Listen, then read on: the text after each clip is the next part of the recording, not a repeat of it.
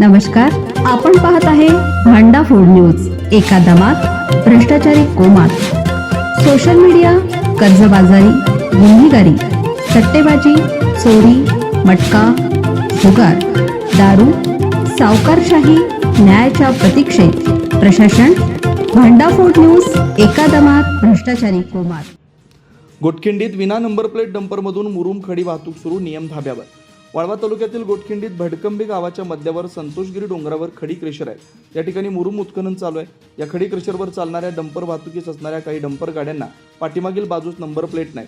ज्या गाड्यांना number plate नाहीत त्या गाड्या शासनाची रॉयल्टी चुकवण्यासाठी वापरल्या जात असल्याची चर्चा आहे. या गाड्यांमध्ये नियमबाह्य पद्धतीनं मर्यादेपेक्षा जास्त माल भरला जातो, त्यामुळे रस्त्यांचं सुद्धा नुकसान झालंय.